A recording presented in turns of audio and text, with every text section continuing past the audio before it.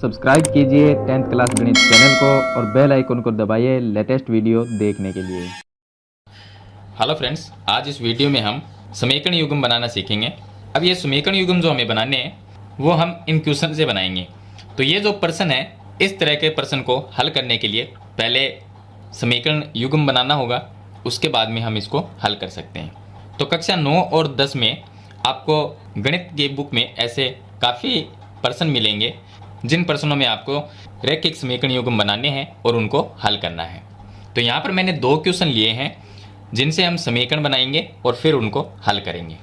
तो चलिए इनका जो तरीका है वो मैं आपको बता देता हूँ। क्वेश्चन नंबर 1 दिया गया है कि 2 संख्याओं का अंतर 26 है और एक संख्या दूसरी संख्या की 3 गुनी है, उन्हें ज्ञात कीजिए। अब इसने क्या लिखा कि 2 संख्याओं का अंतर 26 है। अंतर का मतलब होता है कि दोनों संख्या को जब माइनस करते हैं तो 26 आना चाहिए। और बाद में लिखा है कि एक संख्या, कोई भी एक संख्या मान सकते हैं जो हम मानेंगे, एक संख्या दूसरी संख्या की 3 गुनी है। तो पहले तो आपको इसका हल देखिए। इसमें आपको करना क्या है कि पहले तो हम ये मानेंगे जो संख्या हमें ज्ञात करनी है, यानी कि जिन संख्याओं का अंतर 26 है, तो हमें पता है कि संख्या तो 2 होगी, क्योंकि 2 संख्या के बिना तो हम माइनस कर नहीं सकते या उनका अंतर 26 हो नहीं सकता। तो संख्या तो 2 है हमारे पास में, यहाँ पर लिखा भी है कि 2 संख्या का अंतर।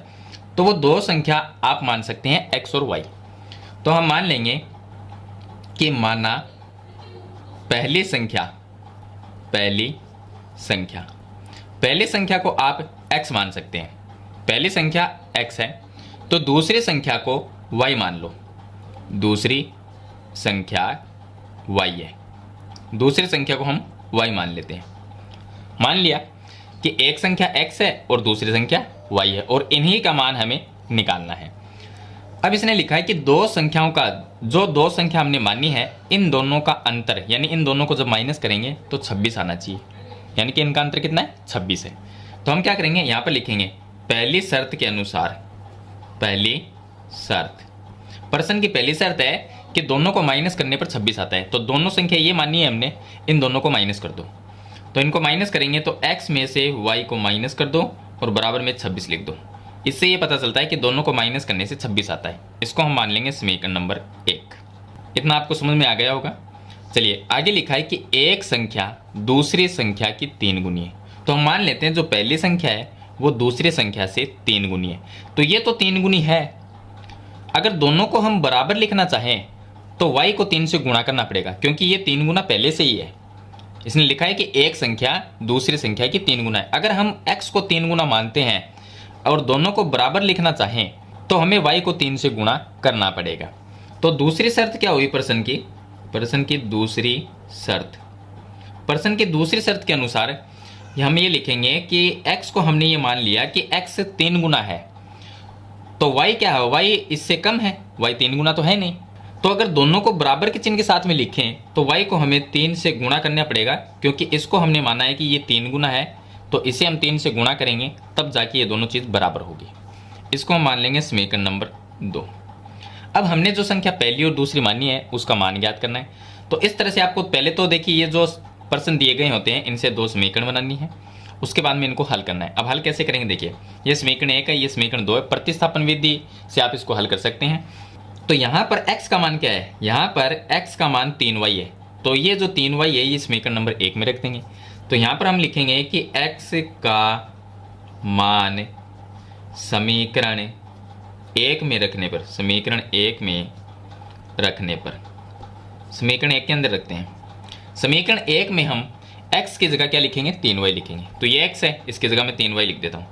तो ये आ जाएगा 3y माइनस में y बराबर में 26, ये आ जाएगा। अब 3y माइनस y ये आ जाएगा 2y बराबर में 26 आ गया। और y का मान क्या आएगा, 26 के बट्टे में 2 आएगा, तो 26 बट्टे 2 का मतलब होगा 13। y का मान आ गया 13।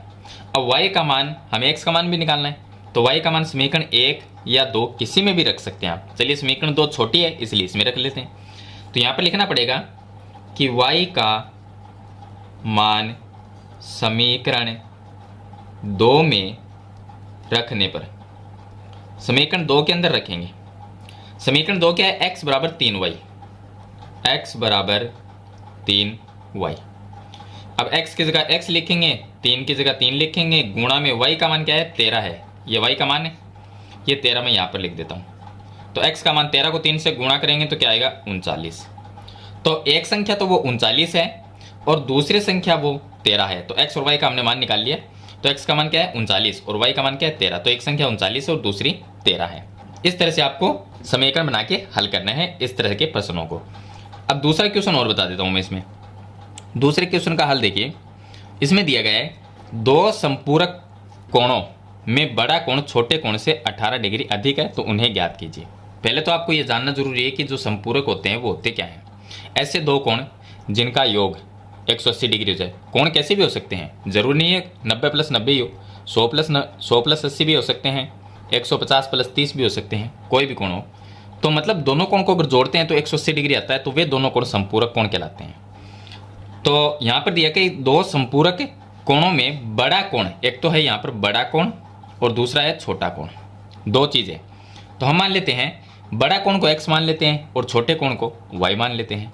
तो यहाँ पर हम लिखेंगे कि माना बड़ा कोण x है, ये x हो गया, और छोटा जो कोण है उसको हम y मान लेते हैं। तो छोटा कोण बराबर में y आ गया। अब बड़ा कोण x है, छोटा कोण y है, इसने लिखा है दो संपूरक कोण में। अब दोनों क्या है संपूरक कोण, दोनों संपूरक का मतलब इन दोनों का योग 180 डिग्री होना चाहिए। तो पहली शर्त तो ये हो जाएगी, पहली शर्त में तो हम लिखेंगे कि दोनों का योग कितना होना चाहिए 180। तो दोनों को जोड़ के लिख दो, x + y बराबर में 180 डिग्री। ये तो बनेगी समीकरण नंबर 1। अब आएगी दूसरी शर्त। अब दूसरी शर्त में हम क्या लिखेंगे, प्रश्न को आगे पढ़ते हैं। इसने लिखा है कि दो संपूरक कोणों में बड़ा कोण जो है, बड़ा कोण हम मान लेते हैं x को मान लिया, छोटे कोण से 18 डिग्री अधिक है। छोटा कोण कौन है y है। तो बड़ा कोण छोटे कोण से 18 डिग्री अधिक है। तो x जो है वो 18 डिग्री अधिक है। अगर हम दोनों को बराबर लिखना चाहें तो y में हमें 18 को प्लस करना होगा, तभी ये दोनों बराबर हो सकते हैं। तो दूसरी शर्त में हम लिखेंगे x बराबर में y प्लस में 18, क्योंकि बड़ा कोण कौन है x है, ये तो पहले से ही 18 डिग्री अधिक है। लेकिन दोनों x और y को अगर बराबर लिखना चाहें तो y के अंदर 18 को प्लस करेंगे तब ये दोनों चीज़ें बराबर होगी। तो ये आगे समीकरण नंबर 2। अब हम क्या करेंगे कि x का मान y + 18 है, ये समीकरण 1 में रख देते हैं। तो यहाँ पर आपको लिखना पड़ेगा कि x का मान समीकरण 1 में रखने पर, चलिए समीकरण 1 में हम रखते हैं। तो समीकरण 1 ये है, x की जगह हमें y + 18 लिखना है। तो मैं यहाँ पर लिख देता हूँ y + 18 प्लस में y बराबर में 180 डिग्री। अब ये हो गए 2y बराबर 180 और 18 है वो इधर आके माइनस में 18 बन जाएगा। तो ये आ गया 2y बराबर में 162 और 2 का इसमें भाग चला जाएगा तो y का मान आएगा 162/2 करेंगे तो ये आ जाएगा 8 और 1 81। तो y का मान तो आ गया हमारे पास में 81। अब हमें निकालना है x का मान। अब y का जो मान है वो आप समीकरण 1 या 2 किसी में भी रख सकते हो, हम समीकरण 2 में रख देते हैं। तो समीकरण 2 क्या है, x बराबर में y + 18, y का मान 81 y की जगह रख दो।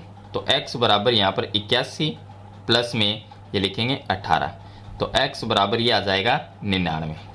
तो x का मान आ गया 99। तो एक कोण तो है 99, दूसरा कोण है 81। अगर दोनों को जोड़ के देख सकते हो आप 180 आते हैं, दोनों संपूरक कोण बनते हैं। तो इस तरह से x और y का मान निकालना है। तो मेरे ख्याल से ये 2 प्रश्नों के हल आप कंप्लीट समझ गए होंगे। फिर भी इनके बारे में कोई सवाल या सुझाव है तो कमेंट बॉक्स में जरूर लिखना। वीडियो पसंद आए तो लाइक और शेयर जरूर कर देना। इस चैनल पर नए हैं तो सब्सक्राइब करना। हम मिलते हैं नेक्स्ट वीडियो में, तब तक के लिए थैंक यू।